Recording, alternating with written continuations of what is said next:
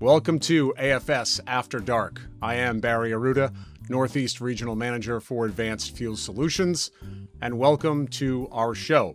It's Friday, it's been a long week, and it's time to have a little bit of a good time. And so before we get started, I'd like to propose a toast to you. The beer choice for this evening is Heady Topper, straight out of Vermont. Produced by The Alchemist. Some would say one of the best IPAs on the planet.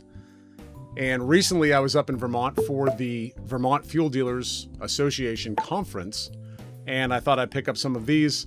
4 cans. It's going to run you some astronomical figure. It's like $30. It's really, that's at a gas station, so maybe it's whatever. But picked up a few of these. We're going to open one of these right now and just let the cold suds do their job. So as I mentioned, I was up in Vermont recently for the conference. It was a wonderful conference. It was in Stowe this year. And in honor of the conference and the beer and Vermont itself, I'm wearing my green sport coat. It is June, but I like to keep it classy, even after dark. So I'm in this sport coat in honor of Vermont and its green mountains. And a lot of strange things up in Vermont. The conference was not without a little bit of mayhem, and by that I mean that conversations were great as always. There was great educational sessions. Elaine from Powerhouse did a great session, and one thing that stood out as sort of the memory of this conference was that an industry friend of mine was actually mauled. Wasn't actually mauled, sorry. What I meant to say was that an industry friend of mine was almost, this is very important that we make this distinction, was almost mauled by a bear. And when I say that, I mean that a bear was near her. She was walking along the trail on the property of this Stowe Mountain resort, and she said she heard a noise, and then she turned around and there was a black bear. She said she thought it was a squirrel initially. I mean, those animals are very different. But anyway, conference was fantastic. Speaking of Vermont, we have a guest this evening who's a big part of Vermont, and we're going to get to him in a few minutes. But in the meantime, cheers. Here's to a great weekend. And actually, I wanted to mention that this particular beer, it says it right on the label. I'll let it zoom here for a second, that they want you to drink this from the can. And that's really important. I brought a pint glass, but it's of no use to me. So follow the instructions, drink it out of the can. You won't be sorry. It's fantastic. Important note, we have a message from our sponsor, which I'd like you to take a look at. Hint, it's us. With over 3 decades of field success, AFS is a leader in fuel innovation and optimization. We help fleet and terminal managers, distributors, and others ensure consistent fuel quality throughout the distribution chain for cleaner, more sustainable energy. Visit yourfuelsolution.com to learn more. As for traveling, coming up, we've got the SEMA Golf Tournament, where myself and a colleague of mine are playing in that. It'll be the first time I've played golf in 10 years. They asked me my handicap. I don't even know if I would have one. I think you have to play a certain number of holes to qualify for that. So, I'm just going to let the clubs do the work and see what happens. At Augusta, he's on his final hole. He's about 455 yards away. He's going to hit about a 2-iron, I think. And then we have the Northern New England Energy Conference coming up in Bar Harbor, Maine. That's always a great time. People get to let loose. They bring their significant others. People are in generally good spirits, and it's a great time to meet up with customers, meet some new people, eat some great food, and just kind of relax while doing business, which is exactly what this program is designed to do. And what's that?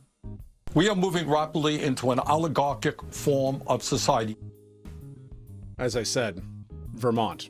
I think the toughest thing about travel, especially this time of year, is lawn maintenance and pool balancing. So if you have a lawn and you have a pool, that's sort of double whammy. You have to take care of a lawn. You have to mow it, you have to fertilize it, you have to water it, you have to add things to it. Same thing with the pool. Stabilizers, what is that stuff called? Clarifier, certainly chlorine, alkalinity, that's a thing that I had to learn. And so it's funny because I work in the fuel quality business. I work in the additive business, and I know just about everything there is to know about how to treat a diesel engine or how to condition a home heating oil tank.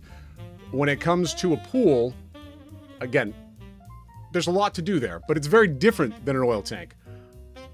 In my business, we're usually looking for water and trying to eliminate it. Here, we're trying to keep the water in the best shape we can. So it's very different. It is a challenge.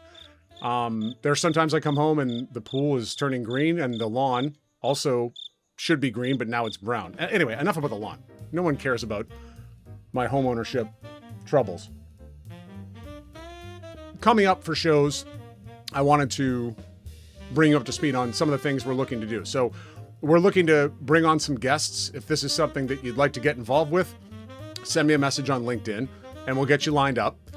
And my hope is that we will be able to dig into some industry topics, talk casually about some of the hot button issues, what you're hearing on the street, what's been going on with some of your customers, and just generally talk about the energy industry and share with each other what we're learning. Things are changing pretty rapidly. I mentioned Vermont before. I mentioned looking like Huey Lewis. That's the power of love. And we need to kind of pay attention to Vermont for a lot of reasons, and we'll get into that. But what happens there will echo throughout New England, and that's the area that I cover. So it's really important that even if you're in a state where you're not, in Vermont proper, the dominoes can shift, and Massachusetts is doing some progressive things, and obviously Connecticut and Rhode Island. Now New Hampshire and Maine, they're different. I don't want to call them old school. Those things are sort of changing slower, but what happens in one region to a state is likely going to attract the attention of those other states. So it's important that we keep our ears to the ground, keep talking to each other, and working our industry resources. So to that point, I'd like to bring on our guest for this evening. He's the first guest that's ever been on this show. That might be good for him. That may be bad for him, but he's a gentleman, so he accepted. Our guest this evening is Matt Cota. Matt has founded and is now currently the president of Meadow Hill. He brings a unique work experience to the table, journalist, energy expert, and a nonprofit leader. He also holds a master's in public policy, and for the last 20 years or so, he's been working tirelessly on behalf of trade associations in Vermont. We're thrilled to have him. As I said, he's the first guest on AFS After Dark. My friend, Matt Cota, is here. Matt, how are you, my friend? Hi, Barry. What an honor to be the first guest on AFS After Dark with Barry. I appreciate that. Oh, yeah, absolutely. Now, where do we find you this evening? It looks like you might be at home. Are you burning the midnight oil at the office? No, I'm at home working on one of the 12 newsletters that I put together for my different clients, getting the word out about what's happening here in Vermont and beyond that will impact their business. Yeah, and you are one of the hardest working men in the industry. For those watching, met Matt about 10 years ago. He was one of the first people to talk to me. He's one of the most popular guys at these shows, not only because he's super nice, but because he's got a lot of knowledge up there. And so he's spreading that word all over the Green Mountain State. Now, Matt, as you know, it's Friday night. Work is ended. It's about just after 7 o'clock. My big question for you is, now, the audience knows I'm having a heady topper from your home state. What are you having this evening to drink? So I prefer the Green State. It's made by Zero Gravity, which is a Burlington-based company, just a few miles from where I live, and it's a lager. So I prefer a lager. You're into the heavier stuff. Yeah, topper, but right. It's okay. I am into the heavier stuff, both in beer and also music. I think if you saw some of my playlists, you'd be mortified, but that's a different topic. The heady topper, I'm not even an IPA guy. It's just that good. And so I bought this from, I think it's the Valero in Stowe there. You wouldn't expect to see such a high quality beer at a local gas station, but that is Vermont, I think.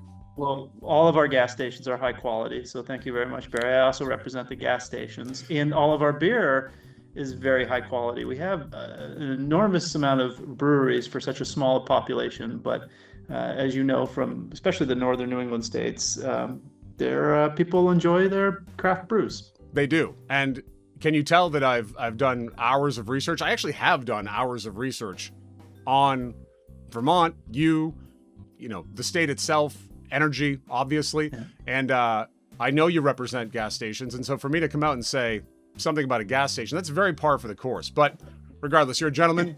Thank you for calling it out. So Matt, let me ask you, for those that don't know you particularly well or haven't been a member with the VFDA or other trade associations that you represent, I'm curious if you don't mind touching upon sort of what got you started in the energy industry, where that took you, and then what compelled you to sort of come back to the energy industry in the end. Well, what got me started is, like many people in the heating oil and propane business or the motor fuels business, which is a family. My grandfather and grandmother, Ken and Helen Cota, started the first 24-hour gas station in Vermont. That was in Bellows Falls, Vermont, and the year was 1941. Wow. They later diversified into heating oil and then later propane, now still owned by a cousin of mine. I worked there as a kid, first sorting copper pipes, and other things, sweeping the floors, then eventually doing some more manual labor to the point where I realized this is really hard work. Right. and I was the youngest of 8 grandchildren. And it's a great company. It's still around, and my cousin still owns it.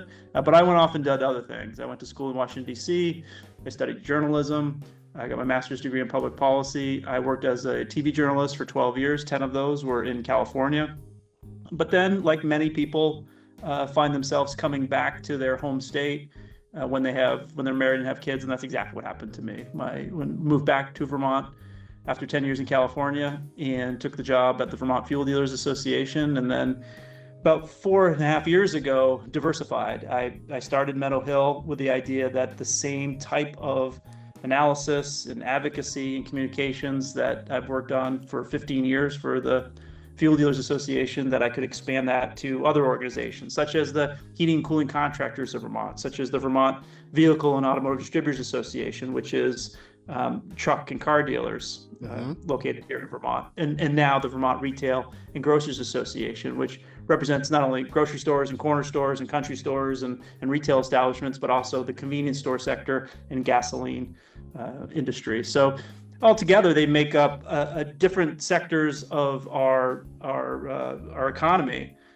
And energy is, of course, part of it. But more than anything, the connecting thread, Barry, is these are companies that are largely, not all, but largely small family businesses, where the name on the truck or the sign out front is usually named after the person that's in there sweeping up or answering the phone or taking care of business. And these are generally small family businesses. And, Barry, when we were together at the VFDA conference, one of the things that struck me and I was talking about it was the fact that some of the businesses that are selling heating oil, they're selling gasoline, they're selling propane, they've been around for 20, 30, 40, some even 100 years. Yes. You think about the average small business, lasts about 10 years. That's it.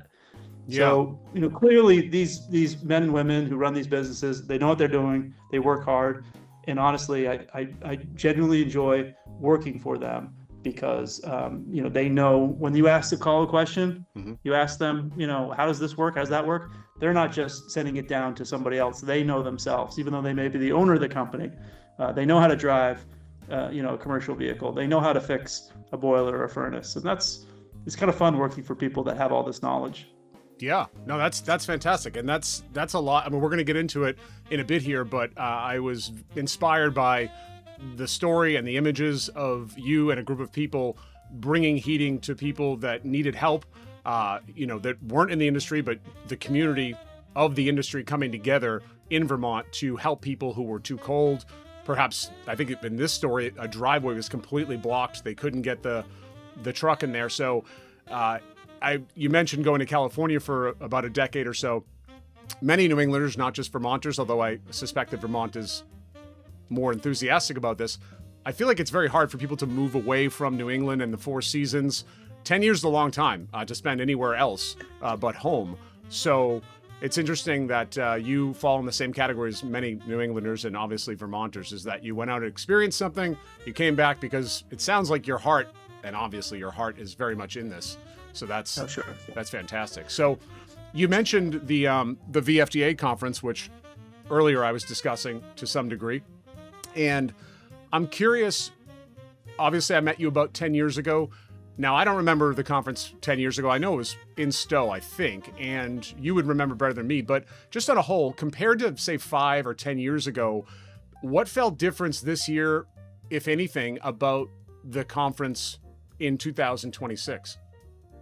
Well, I can say, as the energy companies on a whole, and obviously there's this fear of consolidation, that it's all going to be run by large corporations, and that's really not the case in Vermont. We still have a majority of small family businesses. We're talking 12 employees, 2,000 customers, maybe 2 million gallons a year.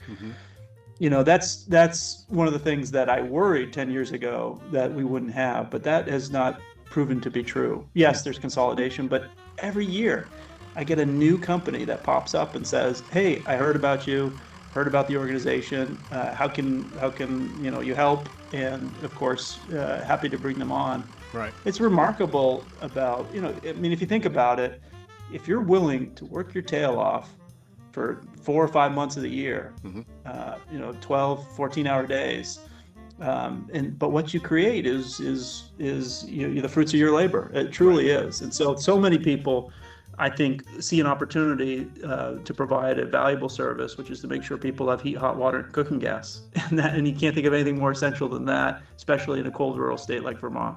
Yeah, it's one of those things where you go to work every day. My boss, who Leo Ferruso, he likes to say that police, fire, and the oil man are really the only people that if you pick up the phone and call them, doesn't matter the weather, the time of year, it could be Christmas morning at 6 a.m., they're on the road doing what they have to do to take care of the community. So it's, I've listened to you speak many, many times, the Montpelier Mixer. I've obviously seen you at the conferences.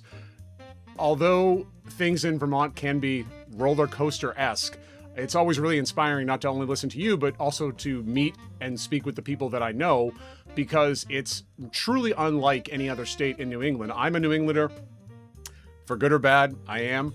And I had never been to the state of Vermont until I not had to, but until I was invited to go to Stowe to see the conference. And since then, I have a completely different opinion of what New England means because of the gravity that Vermont has on every level, not just the energy industry. So that's very interesting. So the conference, 5 or 10 years ago, there was always the threat of this, clean heat standard, and we don't have to get into the, that and it's cap and trade. We've got to remember these terms. Right. But it seemed like, and correct me if I'm wrong, this year, I know things have been on hold. Was there a genuine sense of relief that the clean heat standard was sort of dead, or is it just sort of a bait and switch only because the clean heat standard is dead technically, but there's something else that's different but the same? Let's sort of, just for the benefit of your audience, just pull back, go 30,000 feet up and think about where we were 20 years ago.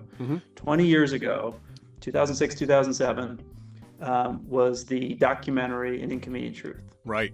It won a Oscar, and former Vice President Al Gore went on and won a Nobel Peace Prize. Yeah. And that's the beginning of climate change. While it certainly has been discussed and many years before then, that's when it really entered the average person's consciousness. It is truly that movie, produced by Davis Guggenheim with Al Gore, created a momentum for a political movement in which, we talked about peak oil, there's not enough oil. Then we're talking about, well, there's too much oil. And then the conversation about how to reduce greenhouse gas emissions associated with transportation, with heating, with electricity generation. Sure. And Vermont really, because of its unique stature as a very progressive state, really took the hold of that right away. So in 2010, then Governor Shumlin said, we need to get off petroleum, virtually eliminate petroleum by 2050. So that was our energy plan dating back to 2010.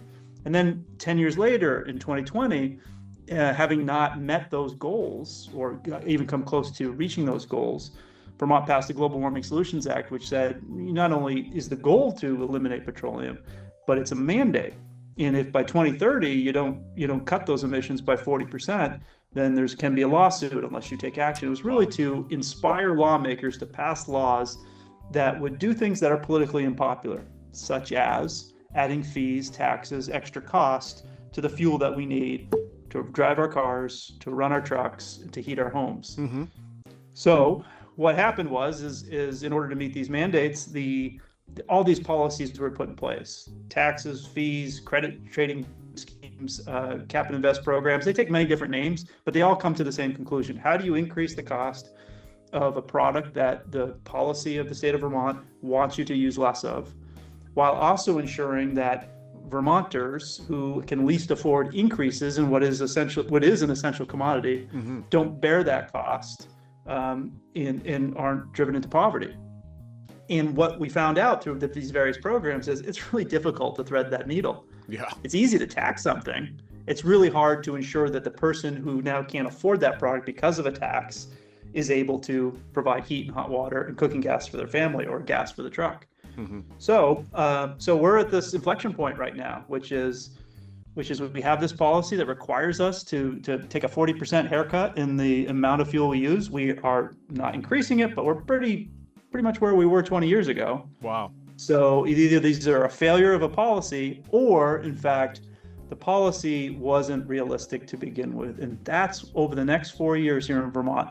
That's what policymakers and those of us that sell and those of us advocate for those that sell energy products will be talking about, because there is no way, and I serve on the Climate Council in Vermont. I'm one of the 23 representatives. We're just looking at the math. It just doesn't work. We cannot simply shave 40% emissions from what we produce here in Vermont unless something horrible happens. Right. Like a pandemic or a complete economic collapse. Mm-hmm. Yeah. No one wants that.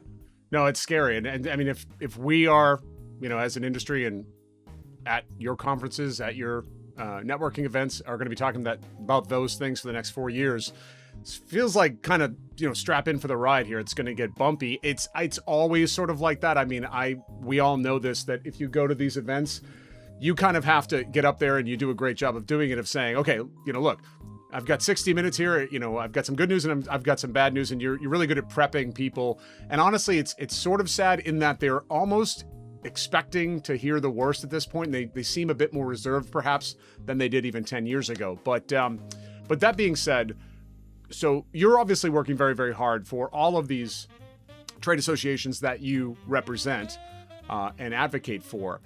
Now, I didn't know this. When I was leaving the VFDA conference, someone, it may have been Stephanie, who now runs the VFDA, you had a conference right after the VFDA conference. And so I'm curious, right. I did not know this. What was the focus of that? Who was involved? How did that shape up, and how did that go? Right. So what we did is we have the Vermont Energy Conference, and then the very next day, the Vermont Auto Conference. So the Vermont Auto Conference brings in the buyers and sellers of vehicles in Vermont. So we've got, we sell about 100,000 vehicles in Vermont every year. About 40% of them are new, 60% of them are used. We've got over 100 new car dealers in Vermont. And I serve as their advocate as well in the State House, because a lot of these issues overlap. So whether you're selling heating equipment that propane heating oil goes to, whether you sell a car or a truck that gasoline or diesel fuel goes into, or whether you're the convenience stores that are selling the gasoline for those markets, there are all of these issues, whether it's tank rules, whether it's taxes, labor laws, and certainly climate policy. They're all interwoven. So as an example, in 2022, Vermont joined the Advanced Clean Car 2 initiative started by California, which would require manufacturers to deliver to Vermont an ever-increasing number of battery electric vehicles, so that by 2035, that's the only thing you could buy in Vermont is a battery electric vehicle. So one of the things that the board of directors at the auto dealers said is they're looking at the numbers going, we can't sell something that the customers won't buy. And I know it's a mandate, but if we can't sell it to them, they'll be able to go elsewhere, such as New Hampshire, to buy whatever they want and bring it back. There's no restrictions there's no way you can stop a consumer from just crossing that skinny little river we call the Connecticut, heading east, go to New Hampshire and buy whatever they want there and bring it back. Right. So in effect, the law that is trying to encourage people to purchase electric vehicles was going to have, if it wasn't stopped, and it was stopped, was going to have a very damaging economic effect on not just the car dealer, sure, but also the people that work there. They get paid on commission. The taxes that they pay, the payroll taxes, the income taxes, the business taxes. So recognizing that this law, which requires an ever-increasing number of battery electric vehicles to be sold, there was a big giant loophole that would harm Vermont businesses. And it doesn't really get to the point of what they want, which is more people to buy battery electric vehicles. So that was one of the things that we did in 2024, in 2025, which is to explain how it was nearly impossible for us to meet that mandate, Right. and to encourage the governor to suspend it, which he did. Governor Scott working hard, and he drove an oil truck, from what I understand, for some time as well. Is that correct? Yeah, that's right. He worked for Bourne's Energy when he was in his 20s. He's also a race car driver, and he's about to run for what will be his 6th term in office. Wow. So if he wins, which it's likely, he's very popular. In fact, he's the most popular governor in the United States. Wow. A Republican in Vermont, of all things. But if he wins, and he's probably like to, he'll serve 12 years, and then he could serve, and there's no term limits. They're 2-year terms, and he's free to run again. But he will be one of the longest serving governors we've ever had by the time it's over. Yeah, I've heard him speak at your events. He seems like a really great guy. I haven't had the pleasure to shake his hand. Maybe next year, although, it's me, so who knows, really. So as you're representing so many different organizations all at once and juggling everything that, you're juggling, is there one or some particular themes that keep showing up? And I feel like you have covered that, but perhaps there's something that we've missed. Well, first of all, Barry, I have a team. I have a team that I work with, a great group of people that contribute in different sectors. Mm-hmm. And so, it is me that often shows up at, these very popular shows like AFS After Dark, but it's a whole team behind me that allows me to allows my company to succeed. Right. But I would say the theme of them all is that I don't work for private companies.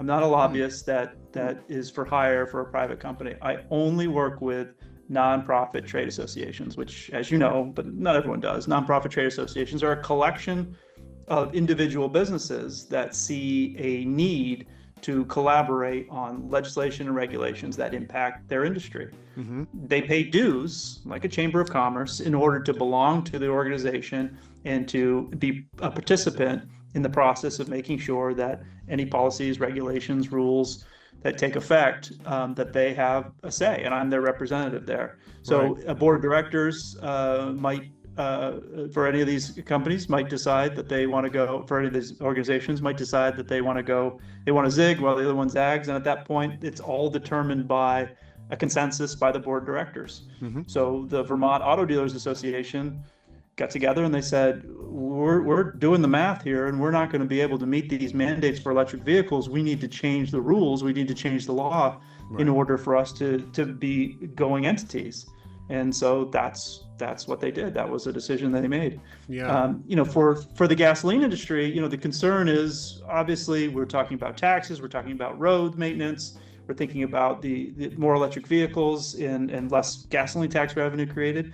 From their point of view, their big concern is that for those that are on the eastern side of the state or those that border Massachusetts or New York, they're in a highly competitive environment versus the gas stations that are in the middle of the state. So, their concern about tax policy is making sure that it's uniform across these different states, so that there isn't an incentive to cross the border in order to buy gas. If one state increases their taxes, the other state just by luck benefits just by their proximity. Yeah. You certainly see that with sales tax in New Hampshire.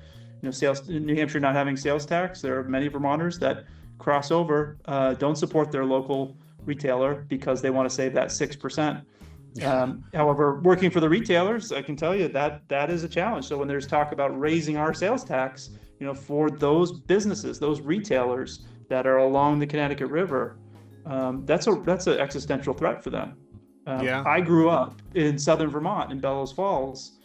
In Bellows Falls, of course, there is a falls. That falls is by the Connecticut River. On the other side of the Connecticut River is Walpole, New Hampshire. And, that used to be a thriving downtown.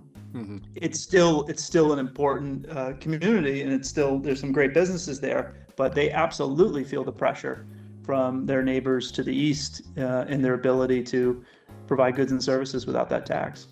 Yeah, it's wild to think. I mean, I live in New Hampshire. I can tell you that the property taxes are a little out of control. I think we're the highest in the nation over here in New Hampshire. But yeah, that is a threat. I mean, I grew up in Massachusetts, and I grew up in Northeast Massachusetts.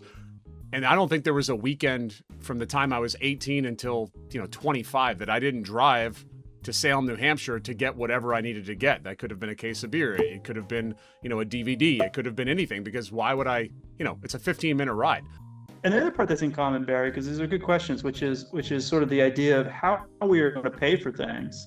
If you think about, electric vehicles, which are, that's about 3% of the cars on the road in Vermont are electric vehicles, but it's going to increase. And we're not going to go as fast as many people would like, but there's definitely going to be more electric vehicles on the road as the technology improves, as the battery life improves, and as the costs come down. And when that does happen, it's like, okay, how are we going to make sure that our roads are paved and our bridges are repaired? And so Vermont has passed a mileage-based user fee for electric vehicles, and I believe we're the first in the Northeast, not the first in the nation, but the first in the Northeast to do so. So if you are a driver of an electric vehicle in Vermont starting January 1, you're going to have to report your mileage, and you'll pay based on how many miles you have driven. And that includes miles that you drive in New Hampshire. It sounds probably odd to our friends out in the West, where they have those giant states where you can drive forever. But in Vermont, it's quite common for you to live in one state and work and shop and have friends in another. Particularly in southern Vermont, where you have New Hampshire and Massachusetts border, where I grew up. For some people, it's like, why am I paying for miles driven on roads repaired by the state of New Hampshire? But that's the challenge. So the idea of the states working together to have some sort of uniform system of collecting money and then paying for it, we're changing from what has been a 100-year policy of taxing gas in order to pay for roads. Because back in the day, it wasn't until recently where we see this wide discrepancy in miles per gallon. If you think about 30 years ago, about every car got about 10 miles to the gallon. Now we see conventional hybrids, no plugs, conventional hybrids that are getting 45 to 50 miles per gallon versus a 20-year-old gas guzzler that's getting 8 to 10 miles a gallon. And in fact, you're not paying by the mile now because of this discrepancy in terms of mileage. So these are sort of interesting energy decisions, economic decisions that impact multiple industries, multiple associations that I work for in their businesses. And I think they're just fascinating because you can see it. It's on the horizon. It's a slow-moving train, and we have to be part of the conversation about what happens next. Yeah, absolutely. And to that point about, so many things going into how laws are formed and how, it's been said that policymakers don't, maybe have a clue, or they're not completely aware of what local businesses or members of these associations, what they're doing day to day in this energy industry. I'm curious, are there things about policymaking that perhaps your members may not fully understand, or at least would find interesting about the way that policymaking is done? Well, I think the number one frustration that you hear, whether I'm talking to auto dealers and they're talking about their lack of finding mechanics, or you're talking to heating contractors and saying they can't find technicians, or you're talking to fuel companies, they can't find truck drivers. It's all about what's happening in Vermont, and why is Vermont so unique, and why is Vermont, with a very aging population, how we're not able to bring in more young people in picking the trades. And some of that is the fact that we need to sort of reverse course in terms of encouraging more young people to see how fulfilling and lucrative the trades are, that maybe not necessarily, putting $200,000 in debt to get a college degree is the best course of action, that maybe a 6-week program with a trade school is a better economic opportunity. So that's part of the conversation. But the biggest thread is the reason why Vermont and some other areas of New England have challenged hiring people is the cost of housing. And the cost of housing in Vermont is extremely high because we have policies in place to make sure that that happens, that it is slowed down. So if you remember, if you drive through Vermont, when you came up to Stowberry, you noticed probably the first time you drove, you're like, where are the billboards? Right. We have no billboards. None. They were banned 50 years ago through this law called Act 250, and we're quite proud of that. We don't want billboards, right? But in doing so, it created a host of other things, which is creating a extrajudicial process for anyone that wants to build more than 10 units. They have to go through what's called the Act 250 regulatory review process. And I won't bore your listeners because it's after dark and we're supposed to be having sips of beer. But the point is, if your neighbor at any time, one neighbor can complain about the loss of view shed, or they just don't like the noise that might come with building a road, they're able to, with a reasonably priced attorney, delay a project a year, 2 years, 3 years, and delay is denial, because that's the cost of capital, and that the result is that investors who want to put their money to work and see returns in Vermont coming many years past when they could, say, in a state like North Carolina, or Idaho, where you can propose something, you can get it approved, and you can start building 6 months later. That's not so in Vermont. A single person can stymie a project, and it makes it very difficult unless only the very determined and those with the cash in order to pay for the attorneys to fight back. And so that's one of the things that Governor Scott has tried to change, and it really brings in everyone. Any employer that has tried to hire people and been told, well, I'd love to move from Ohio to Vermont and start driving truck for you, or I'd love to move from Ohio to Vermont and start fixing cars and trucks for you, but your average price of a home is twice what I'm paying now, and your salaries aren't commensurate with it. It's also happening with hospitals. So the hospitals are realizing that in order to hire doctors, that they have to pay a very large rate to compare with other communities who have lower cost of housing. So that's a real challenge our state has, something that seems fixable, but it's a circular crisis, right? You need young people to move here. Young people don't want to move here if there's no place that they can afford to live. Right. And thus we get older. And I talked to a fuel dealer at the conference that you were at, Barry, and I said, God, you're still Dana, you're still driving? You're 72 years old. You're still driving the truck? He's like, yep. No, he's a healthy 72 years old. Sure. So I'll give him that credit. But I'll say, you're still driving the truck, getting in the, you're still taking call at 2 a.m. at 72? He goes like, yeah. I was like, you got to find someone. He goes, Matt, the average age on my team is 64. Wow. And I thought, that's not a long-term strategy. Yeah, that is, that's unbelievable, actually. So younger people not going to the trades, younger people in Vermont moving out of state. Hey, my own 2 kids, my son's in Idaho and my daughter's in North Carolina. I'm as guilty as everyone else. And the fact that not an influx of young people moving into the state is creating a challenge for anyone that is in this industry, in this business. And I don't think it's unique to Vermont, but it is acute here for sure. Yeah. No, that's fantastic. That's a fantastic answer. And to the point about billboards, you have none. I have seen an occasional cell phone tower dressed as a tree. Those are, it's kind of like the hunter that's wearing the bear's head. Like, it's very obvious, but you still appreciate the fact that they're trying. And for what it's worth, my wife would love to move to Vermont. She says it every time we go up there. But unfortunately, we'd love to have more young people moving to Vermont. Well, I'm sure you'd love to have my wife up there, living there. I feel like I could see the look on your face if I came into a conference and said, hey, Matthew, I'm now a Vermonter. I think part of you professionally would be like, well, this is great. Personally, I feel it would sully the Green Mountain name. But that's all you'd have to say. You're moving to Vermont for the better tasting beer. Yeah, correct. Yeah. See, so yeah, the Vermont experience is always great. I imagine that if I ever had to move anywhere, I bought my house in 2018, pre-COVID. The interest rate on the mortgage, where am I going to go? You're sort of stuck. A lot of people I feel are stuck. And so I'm actually going to just jump ahead to a thought I had that I wanted to ask you about later, but the population crisis, it's your job a lot of times to deliver the news, and the news can be sometimes dark, but are you optimistic about Vermont's future, not only in the energy sector, but just overall? You mentioned the population crisis. Is there a vein of optimism that you cling to at night while you're trying to fall asleep? Yeah, absolutely, Barry. Great question. Okay, sure. And part of that is every once in a while I'll try something, and I really credit, the different associations that I work for giving me a lot of leash to be able to try different things. So 20 years ago, I started something called the Split the Ticket Fund, and it's a 501c3 nonprofit, and it all started when a dentist from Williston, Vermont called me up. Howard Novak called me up and he said, Matt, we did this ski challenge, our Rotary Club, and we raised $1,000. Mm-hmm. I said, and he said, we'd like to, help people heat their homes that may need a little help.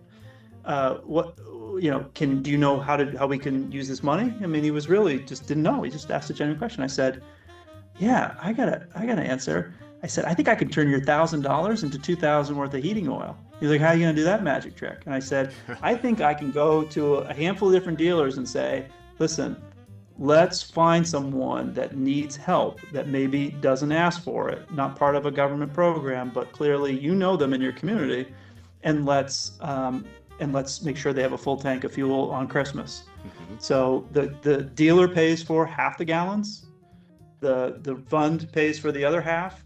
And so we're able to leverage, every dollar we raise pays for $2 worth of heating oil. Over the past 20 years, we've raised and delivered 150,000 gallons of free heating fuel for our neighbors in need.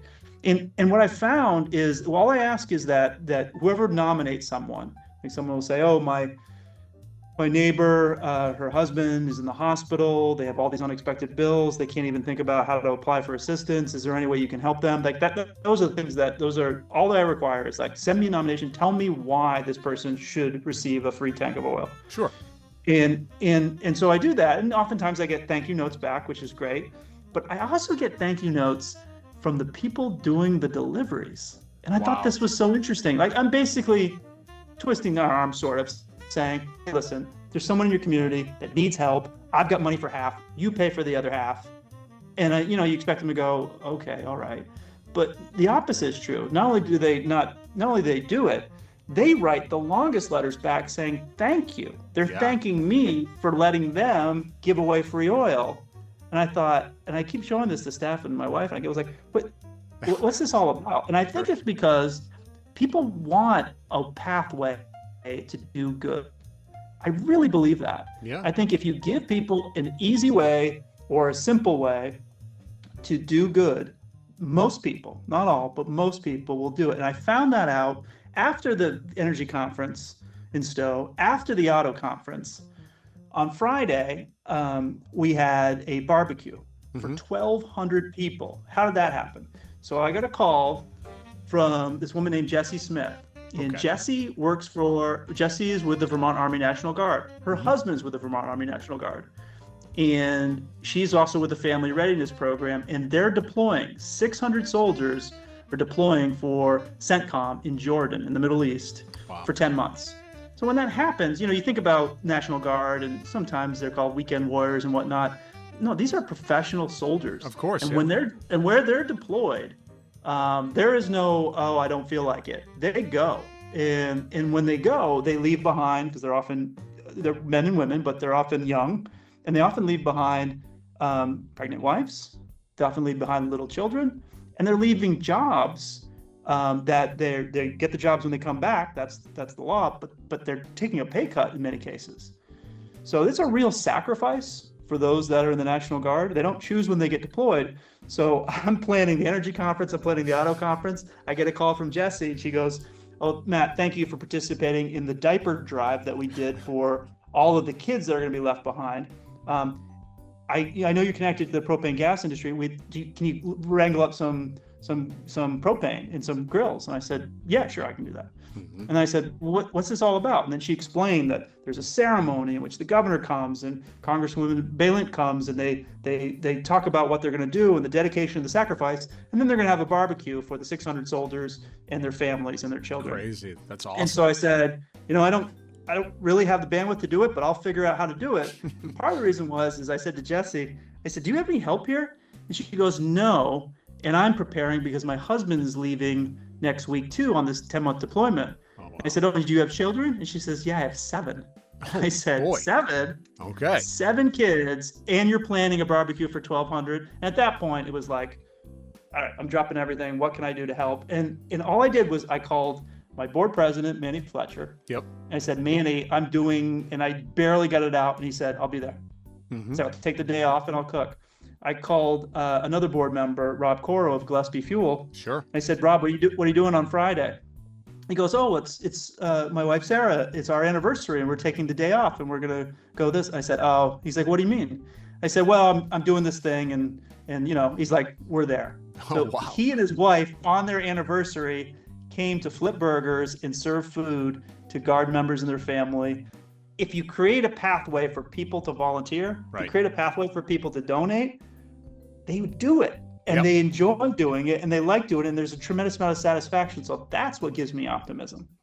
That's what gives me hope, is that given a opportunity, most people will take that on and they'll feel better about themselves afterwards. I mean, there was no greater feeling than on Friday afternoon, sitting with Manny and Rob and Sarah and Chris and Mike and just going, I can't believe we pulled this off. Yeah, no, I mean, it was amazing. And you know, Summit Distributing, a gas station, they put 2 cents a gallon. They wrote a check for $2,000. I went to, at the auto dealer conference, I just said, here's what I'm doing. There's a QR code. And I just checked my phone. It's like, bam, bam, bam, bam, bam, $1,000 in donations. Yeah. It's like, it's incredible. Remarkable. I mean, that's the thing. I mean, you said sort of tongue in cheek before, you know, you have to like kind of force someone to do something. But as you were saying that, and you just illuminated the better point, which is that if, you know, you're acting as a guide to sort of clear any hurdles that anyone might think about and make the easiest path for these people to do what their kind of their heart wants to do. And I'm getting this recurring theme as Vermonters. To that point, Manny is a great guy. I just met Rob Coro at this VFDA event for the first time ever. We actually talked about skiing, which is so Vermont that it hurts. But we talked about skiing for about 10 minutes. He was a great guy. Happily, you know, handed me, a salesman, his email. And I sent him an email. I didn't try to sell him anything. I just said, you know, I'm glad that we were able to talk. And if anything ever comes up in your world related to fuel quality, you know, give me a call. I'm always around. And so, there's just good people up there. And it's, I don't want to say that I don't hear these stories from other states, but you know, there's something about Vermont, and I don't mean to embarrass you here, but I think it's you and your team at the helm and really pushing, and at times, I assume most oftentimes it's you're really stretching yourself thin, but for the right reason, it doesn't really feel that way, if that makes sense to you. So that's the other thing that gives me hope is that, you know, when you think about our industry, energy industry, you know, certainly the stereotype of 30 years ago, 40 years ago, we're really breaking through. And it's not just Vermont, but it is Vermont, but it's also other states in which there are a lot of female-owned oil businesses and propane businesses across New England. And some of it is through, second or third generation family companies, but not all. And, you know, one of the things that I really worked on the last 20 years is making sure that there's diversity on our board, but also to honor the commitment of some of these, you know, the Gillespie family, Taranovich family, they all have similar stories. And I'm sure you'll see this in Massachusetts and New Hampshire as well, which is a family member passes and the second generation or third generation is left with a choice. Okay, do we sell or do we keep this going? And there's such an emotional attachment to this job because you're in people's homes. You may be in the same homes that your father or your mother were in, 40 years ago with the same families. In many cases you have keys to the homes underneath the desk because they want to be able their oil and the heat tech to be able to fix their equipment if they're ever not there. So you have this emotional connection to your customers and your community. And Karen Coro, Rob's mother, and Judy Taranovich, who we honored at their meeting, are examples of when faced with, a tragedy or a loss of a spouse or a parent, were able to defy the odds. These female owners, and when others told them, hand it over, this is too much for you. Yeah, just were stubborn and smart enough to say, you know what? I can do this. And they did. So Judy Taranovich, after her husband died in a motorcycle accident, she took an industry that she had very little knowledge of, but she knew the people and she knew the team, and she committed herself to learning how to run a propane company, and she succeeded beyond anyone's wildest dreams. The same is true with Karen Coro, who in the 1980s was told, "Oh, you can't do this," or if this is too much for you. She quit her job teaching and said, "No, I'm going to run an oil company," and that is one of the more successful oil companies today in Central Vermont. So, all these stories I think deserve highlighting, because it is not. There are a tremendous amount of people, hardworking people, that are committed to their customers, to their employees, and I think that shows through. So when we talk about the average business, 60% of small businesses, only last 5 years, and we're talking about businesses that have been 40, 60, 80, 100 years long. It's because of that commitment to their customers, their employees, and their community, which you don't see in every industry. It's true. And to the point about Karen Coro, being told you can't do something is an extremely powerful motivator. Even, I'm sure she's probably emotionally tied to the business as it is, but then to have someone say, you can't do this. And let's be honest, the industry is dominated by men primarily. There's just way more men than women in this industry, and that's changing. But to be in an industry like that and to be told, I don't think you're going to succeed or you can't do it, she certainly, made them eat those words for sure. So Matt, before I let you get back to what you were doing before I, rudely interrupted you on a Friday night saying, hey, what are you doing? I wanted you to, if you can, and this may be a fun challenge for you. Regardless, I'm going to put all the links on the screen so that we can get the word out about not only the trade associations that you represent, but also the Split the Ticket Fund that you talked about as well. If people are interested, those links are available. You can always reach Matt, and I'll put his contact information in here as well. I'm sure he'd be willing to do, it sounds like, almost anything within reason to help you succeed. And if you are not a member of any of these associations that we're talking about, I highly encourage you to get involved. It makes no sense not to be involved and to be a member, because of all the advocacy that's going on that is maybe out of your control, and people working tirelessly after hours and after dark to make sure that your best interests are put at the forefront. So with that, Matt, I want to thank you really honestly so much for joining me today, or this evening rather, and being our first guest. I really learned a lot. It's a one-on-one can go pretty far. And I will eventually ask you what, being a lobbyist is actually like in the grind at the State House, but I'll save that for a beer that's not on camera. Sure. But thanks very much. I hope you have a tremendous weekend. And until next time, thank you for all the knowledge, all the hard work. I know the people that you represent really appreciate it. And thanks so much. Thanks, Barry. And just like that, Matt Cota is gone. He's off into the winds, doing what he does, working hard for the people of Vermont. And just like that, we are done for the evening. I do have to get some rest. So have a fantastic weekend. Thank you for tuning in. And join us next time when we talk with somebody else and ask them what they're doing. And maybe you will learn something. For Advanced Fuel Solutions and all of the people here at AFS After Dark, which is really just me, and when I say really just, I mean just me, we'll see you next time, and cheers.